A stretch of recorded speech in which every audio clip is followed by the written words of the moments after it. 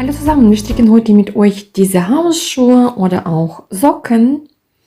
Sind recht einfach in der Ausführung, werden kraus rechts gestrickt, also nur rechte Maschen. Man kann die mit 2 Nadeln oder mit Rundstricknadeln stricken. So schauen die Schuhe aus, so schaut die Sohle aus. So. Ich stelle meine Schuhe auch gerne zum Verkauf aus. Ihr könnt unten unter dem Video schauen, da habe ich einen Link ausgestellt. Würde mich freuen, wenn ich den einen oder die anderen Schuhe auch verkaufe. So, also ich wünsche euch viel Spaß beim Stricken. Also für diese Hausschuhe habe ich von der Firma Rilana Wolle heißt Flotte Socke verwendet. Lauflinie 150 Gramm, 375 Meter. Und ich habe Nadeln 2,75 bis 3 verwendet. Wollverbrauch habe ich hier aufgeschrieben. Also die Größen 36 bis 39 braucht man ungefähr 75 bis 80 Gramm Wolle. 40, 43, 85 und ab 44 90 Gramm Wolle. Es hängt natürlich auch davon ab, wie ihr strickt und wie lang ihr die Schuhe stricken wollt oder die Socken. Man kann die natürlich auch etwas länger oder kürzer stricken, je nachdem. So, aber das sind ungefähr die Angaben. So, dann habe ich hier Maschenanschlag ausgerechnet. Also 37 bis 38 sind 58 Maschen. Bis Größe 40, 60 Maschen anschlagen und ab 41, 42, 64 und ab 44 kann man auch 68 Maschen anschlagen. So, der Maschenanschlag ist hier oben. Genau, und dann starten wir erstmal mit dem Schuh. Für diese Hausschuhe schlage ich 60 Maschen an. So anschlagen, wie man gewohnt ist. Also ich nehme dazu meistens beide Nadeln.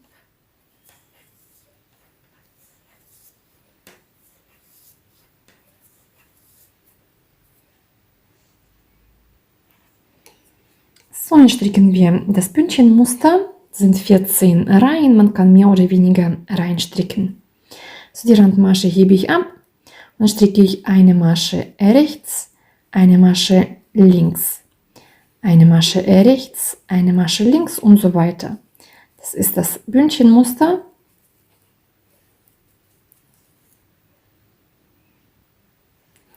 So, am Ende der Reihe stricke ich eine Masche links und die Randmasche, ich stricke die immer rechts, man kann diese aber auch links stricken, so wie man gewohnt ist. Und jetzt wende ich die Reihe und stricke alles nach Muster. So, die Randmasche hebe ich ab und dann stricke ich eine Masche rechts, eine links, eine rechts, eine links und so weiter. Und auf diese Weise stricken wir dann, wie gesagt, insgesamt so 14, 16 Reihen.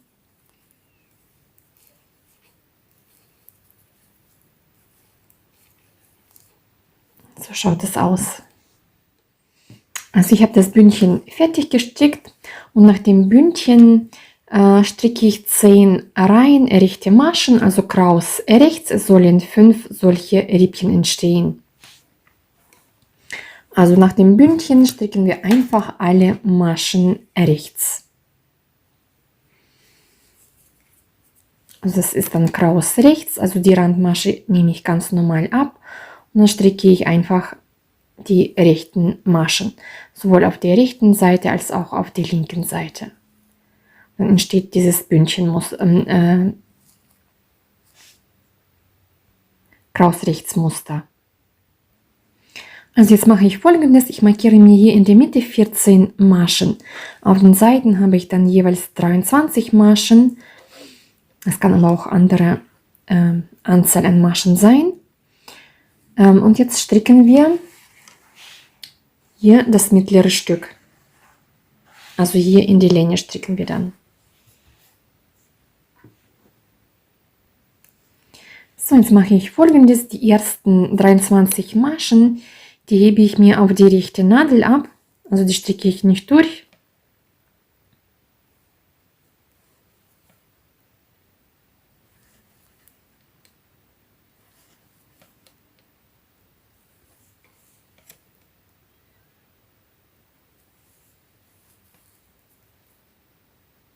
Also hier für diese Mitte habe ich die Anzahl an Reihen ausgerechnet. Also bei der Größe 37, 36 bis 38 Reihen, bei der Größe 39, 38 bis 40 Reihen, bei der Größe 42, 40 bis 42 Reihen und ab 44 sind es ungefähr 42 bis 44 Reihen. Es hängt natürlich auch davon ab, wie ihr strickt, ob ihr recht locker strickt oder eher fester strickt, also je nachdem. Also nach meiner Art, die ich stricke, ist das ungefähr die Anzahl an Reihen. Dann habe ich für euch auch hier die Anzahl an diesen kompletten Reihen ausgerechnet. Das kommt dann gleich auch, nachdem hier das vordere Teil fertig gestrickt ist, stricken wir hier dann in Reihen weiter bis zur Sohle. Und das sind auch dann diese Reihen 38 bis 37, das sind 20 Reihen, ab 39 bis 42, 22 Reihen insgesamt und ab 44 24 Reihen, das sind hier diese Reihen Kraus-Rechts-Reihen, inklusive diese weißen Reihen. So, und jetzt mache ich Folgendes. Ich nehme mir den Faden, den kann man auch abschneiden, und jetzt stricke ich diese 14 mittlere Maschen immer als rechte Maschen, also Kraus-Rechts. Also einfach dann als rechte Maschen stricken. Ich habe für meine Größe 37, 38 19 Rippen gestrickt. Das heißt, das sind dann 38 Reihen, 38 bis 40 Reihen. Also ich habe jetzt 14 Maschen gestrickt. Jetzt wende ich. Die Randmasche hebe ich ab, Faden vor der Arbeit, und jetzt stricke ich wiederum alle Maschen rechts, also die mittleren 14 Maschen stricke ich als rechte Maschen.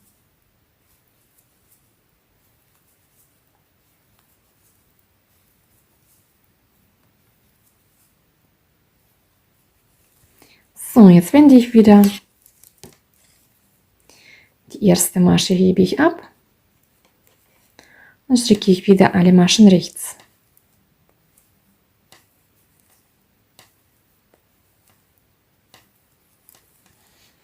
Bis wir dann praktisch diese komplette Linie gestrickt haben. Das sind wie gesagt 38 bis 40 Reihen. Und so stricken wir dann einfach weiter in Reihen.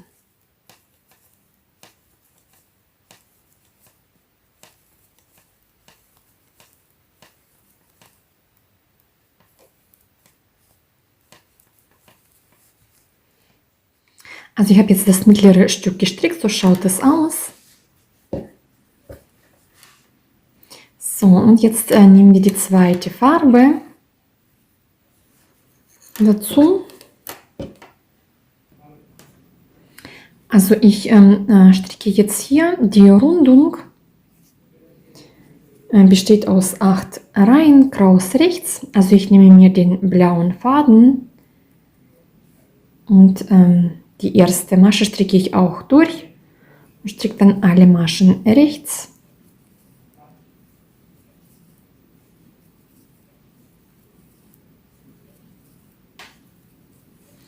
So, ich stricke jetzt die erste Reihe in dunkelblau, dann wende ich und stricke die zweite Reihe nochmal alle Maschen rechts. So, jetzt bin ich in der dritten Reihe, und zwar die Randmasche hebe ich ab und jetzt stricke ich 2 Maschen rechts zusammen.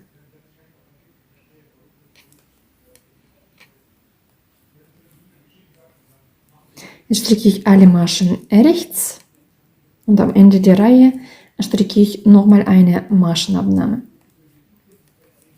So, wenn 3 Maschen übrig bleiben, also die letzten 2 Maschen stricke ich auch rechts zusammen. Und die letzte Masche stricke ich rechts. Also die nächste Reihe wende ich einfach und stricke alles nach Muster, wieder alle Maschen rechts.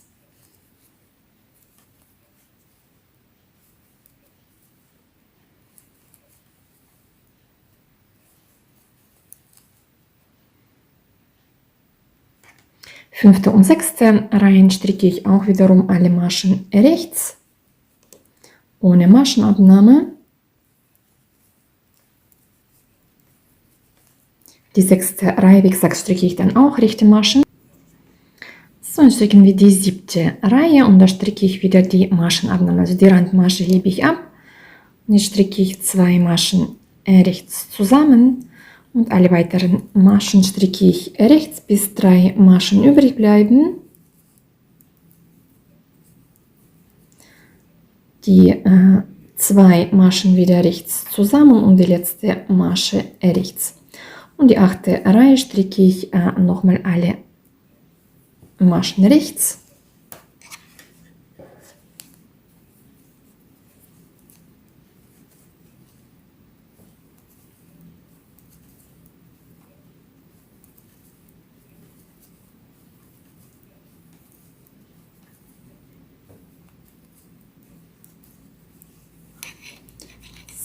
So schaut es bei uns aus.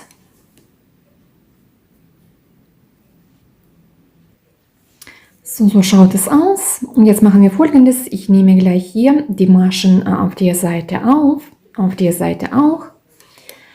Ich nehme mir die Maschen auf die linke Nadel, von der rechten Nadel nehme ich mir die Maschen alle auf die linke Nadel.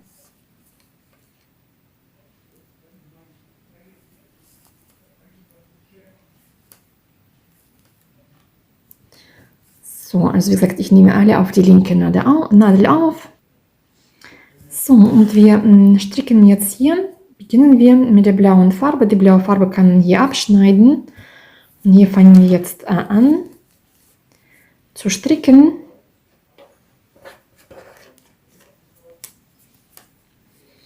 Also die Randmasche stricke ich auch durch. Dann stricke ich alle Maschen rechts.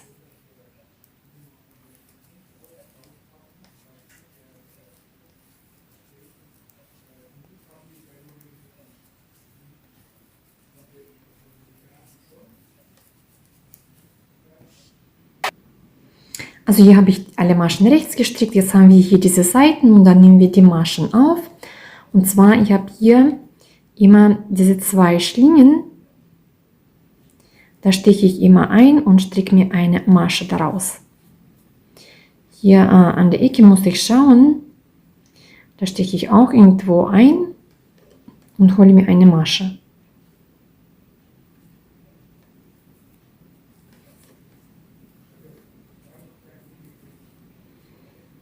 Da steche ich auch noch mal ein, stricke mir eine Masche raus.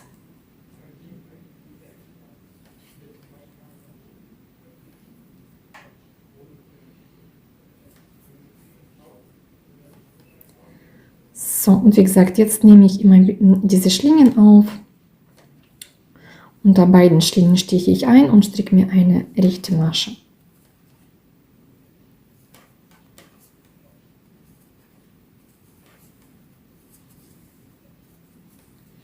So schaut es dann aus.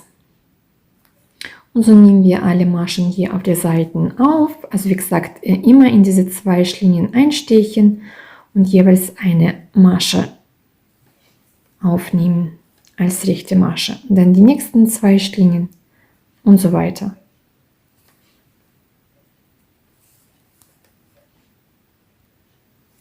Also hier habe ich alle Maschen aufgenommen an diesem blauen Stück. Da machen wir genauso. Nehmen wir auf der Seite auch die Maschen auf.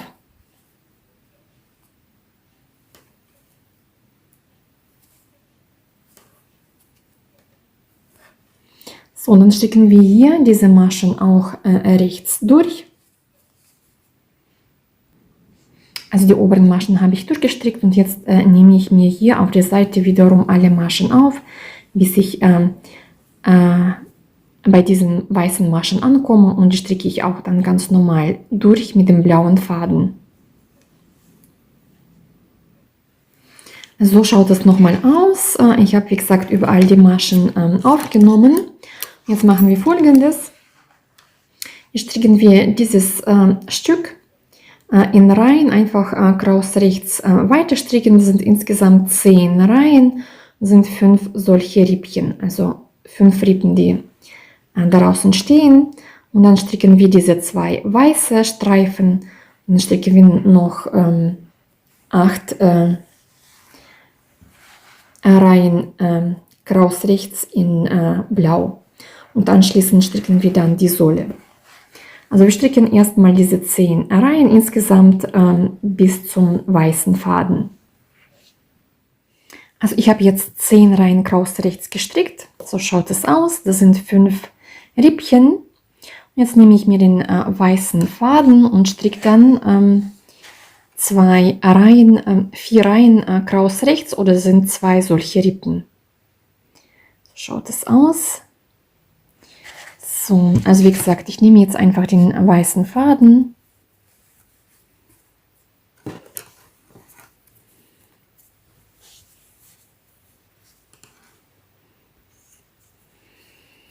So, den weißen Faden hole ich mir jetzt und stricke die erste Masche damit rechts.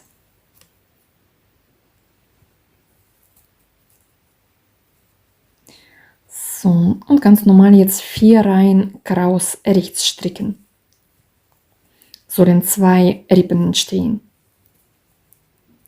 Und anschließend, wenn wir die weiße Farbe, also die 4 Reihen in weiß gestrickt haben, nehmen wir wieder den blauen Faden und stricken dann anschließend 8 Reihen in Blau. Also das sind die 8 Reihen und 4 Rippen. So, also ich bin jetzt so weit. Ich habe 2 weiße Streifen gestrickt. Das sind 4 Reihen kraus rechts. Und danach habe ich noch 4 Streifen oder Rippen gestrickt. Das sind 8 Reihen kraus rechts in dunkelblau. So schaut es aus. So, und jetzt habe ich Folgendes gemacht. Ich habe mir hier in der Mitte genau mittig 10 Maschen markiert. Und diese 10 Maschen sind dann unsere Sohle. Für die Sohle, also hier, das ist die Breite von der Sohle, habe ich die Maschen ausgerechnet. Bei der Größe 37 bis 40, das sind ungefähr 10 Maschen. Ab 41 bis 44 kann man mittig 12 Maschen aufteilen. Und jetzt mache ich Folgendes. Ich fange jetzt hier an zu stricken bis zur zweiten Markierung. Also die erste Markierung stricke ich komplett durch, bis ich hier an der zweiten Markierung ankomme. Also ich stricke alle Maschen rechts. Also ich habe jetzt soweit gestrickt. Und zwar, wir haben hier diese 10 Maschen. Ich habe 9 Maschen gestrickt und die 9., 10. und 11. Masche stricken wir rechts zusammen. Ich hebe erstmal diese Masche ab, damit ich den Markierer wegnehmen kann. Und jetzt gebe ich den Markierer wieder auf die linke Nadel. So, und jetzt mache ich Folgendes. Jetzt stricke ich beide Maschen rechts zusammen. Das ist die 10. und das ist die 11. Masche. Also ich mache das von hinten. So 2 Maschen rechts zusammenstricken. Jetzt wende ich das Ganze.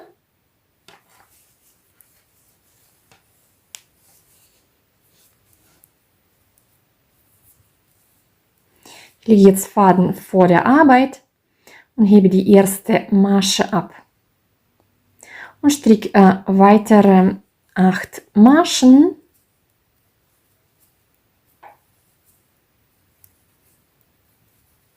bis zum zweiten Markierer. So, da habe ich den Markierer, das ist die 10. Masche.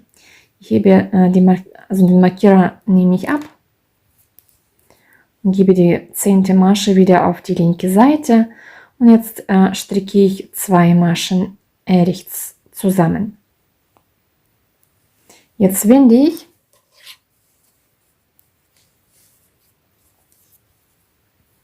so der Faden liegt vor der Arbeit, die erste Masche hebe ich ab und stricke ich wiederum alle Maschen rechts, bis wir bei der 10. Masche ankommen. Wir stricken jetzt nur die mittlere Sohle, die Seiten stricken wir jetzt gar nicht mehr. So, und wir sehen jetzt, wo wir die Abnahme davor gestrickt haben. Diese Masche sehen wir, das ist dann die 10. und das ist die 11. Masche. Und das stricke ich auch wiederum rechts zusammen. Und jetzt winde ich wieder.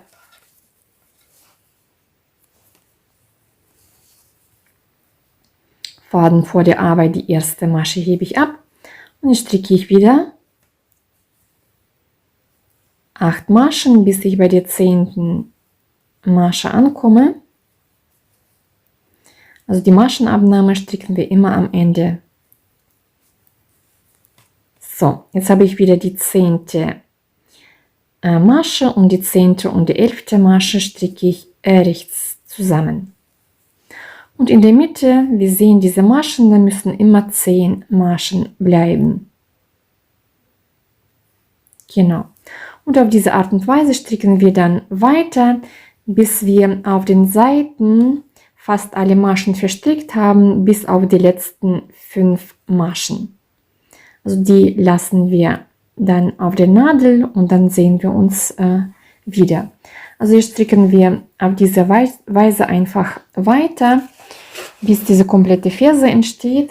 Zeige ich euch da. Also hier stricken wir dann einfach weiter bis zur Fersen. Hier stricken wir dann diese Rundung. Also bis dahin stricken wir weiter. Also ich habe jetzt die Sohle soweit gestrickt. Jetzt sind bei mir hier auf den Nadeln auf jede Seite habe ich hier auf den Seiten sind bei mir 5 Maschen übrig geblieben. Auf der und auf der rechten Seite auch. Und in der Mitte habe ich 10 Maschen. Das sind die Maschen für die Sohle. Und jetzt stricken wir die Abrundung für die Sohle. Und zwar die Randmasche hebe ich ab, wie bis jetzt. Und stricke ich 2 Maschen rechts zusammen. Das ist die Abrundung für die Sohle.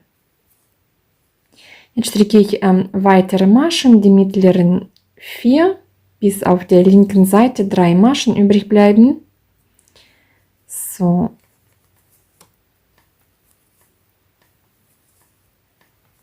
Vier Maschen habe ich gestrickt. Jetzt stricke ich 2 Maschen rechts zusammen. Und das ist die letzte Maschen, die wir immer zusammen, also das ist praktisch die 10. und die 11. Masche. Die stricken wir wie bis jetzt 2 zusammen. Das ist immer noch die Sohle bei uns. Das machen wir dann wie bis jetzt weiter. Jetzt winde ich. Jetzt bin ich auf der linken Seite und da stricke ich alle Maschen rechts, also ohne Maschenabnahme. Also die Randmasche hebe ich ab, jetzt stricke ich alle Maschen rechts, bis ich wieder bei der 10. Masche ankomme, wo wir immer die Sohle gestrickt haben. Das wäre jetzt die 10. und die 11. Maschen, die stricke ich wieder, also beide rechts zusammen. Wir haben jetzt natürlich in der Mitte weniger Maschen, das sind jetzt 8 Maschen. Jetzt winde ich alles. Jetzt mache ich das gleiche. Die Randmasche hebe ich ab. Die 2. und die 3. Masche stricke ich rechts zusammen.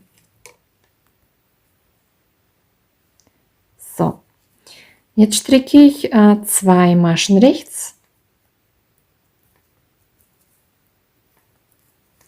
2 Maschen rechts zusammen und das wäre die 10. und die 11. Maschen, die stricken wir auch, also für die Sohle beide rechts zusammen. Jetzt wende ich. So, die linke Reihe stricke ich wieder alle Maschen rechts, die Randmasche hebe ich ab und dann stricke ich alle Maschen rechts. Das sind jetzt, ich habe jetzt 5 Maschen gestrickt und das ist die 10. und die 11. Masche, die wir immer zusammen gestrickt haben. Die stricke ich auch wiederum beide rechts zusammen für die Sohle. So, und jetzt sind wir wieder auf der rechten Seite, da stricke ich die Maschenabnahme. So, die erste Masche hebe ich ab,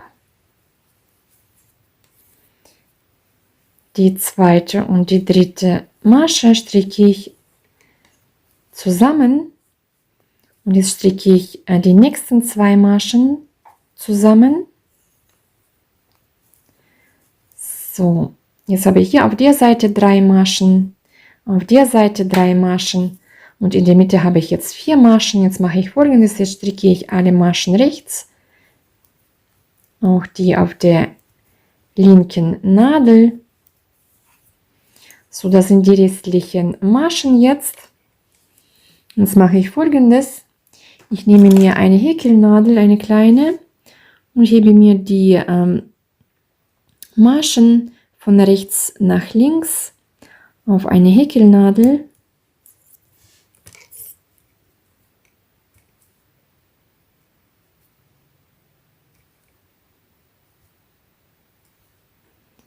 So, jetzt ziehe ich die Stricknadel raus.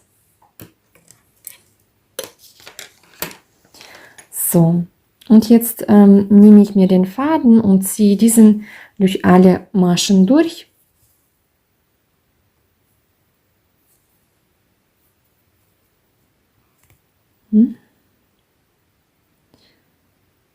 Muss ich nochmal alle aufnehmen. Also nochmal einfach durch alle Maschen durchziehen. So.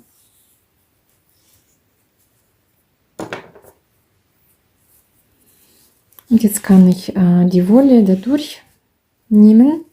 Jetzt ziehe ich alles einfach zusammen. So habe ich die Ferse jetzt zusammengezogen. Bei der dunklen Wolle sieht man es immer schlecht. So. Und jetzt müssen wir nur noch unseren Schuh hier hinten zunähen. Also ich drehe alles auf die linke Seite. Ich vernähe das gerne mit einem Haken. Wir nehmen einfach denselben Faden. So, also wir haben hier auf der Seite, ich zeige es auf der weißen Stück, immer diese Schlingen. Also hier 2 Schlingen und auf der anderen Seite haben wir auch 2 Schlingen. Da stiche ich immer ein. Also ich hole mir, ich stiche hier ein, die 2 Schlingen auf einer Seite und 2 Schlingen auf der anderen Seite. Hole den Faden und ziehe mir einmal eine Masche durch oder eine Schlinge. Jetzt stiche ich wieder ein, wie ich gesagt habe, von vorne und von hinten, hole den Faden und ziehe die linke Schlinge durch die rechte Schlinge durch. Und mit solchen Kettmaschen vernähe ich. Das kann man machen, muss man aber nicht. Man kann natürlich auch ganz normal mit einer Nähnadel zunähen. Hier das weiße Stück kann man auch mit dem weißen Faden vernähen, damit man die blaue Wolle nicht sieht. Ich überspringe dieses Stückchen und häkle so ein paar Luftmaschen und dann vernähe ich hier das blaue Stück weiter.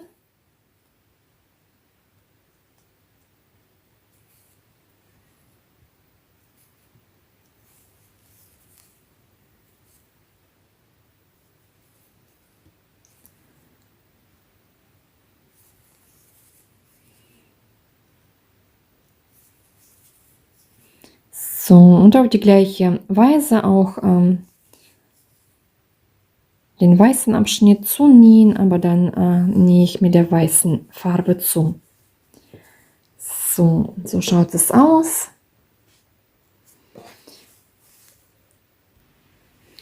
Jetzt zeige ich euch noch, wie man die Fädchen vernähen kann. Und zum Beispiel hier habe ich einen Faden.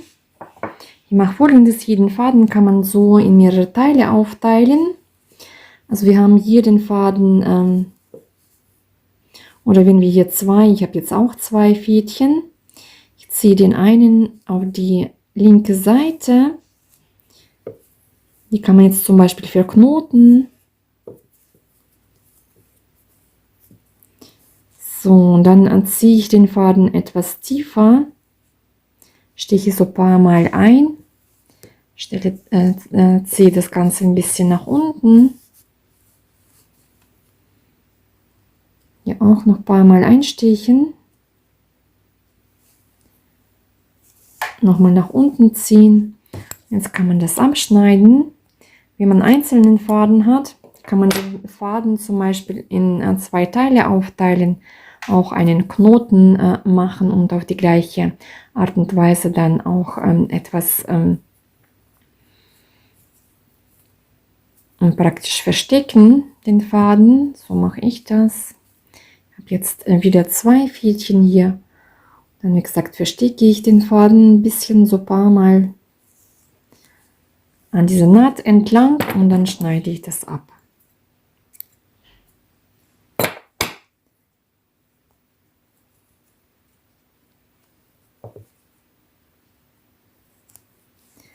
So schaut es aus. So, dann haben wir soweit den Schuh fertig. So schaut nochmal der fertige Schuh aus. Wie gesagt, bei der dunklen Wolle zeigt meine Kamera nicht so gut die dunkle Farbe.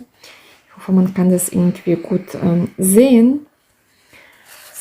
So, ich wünsche euch viel Spaß beim Stricken. Macht mit, probiert aus, abonniert meinen Kanal.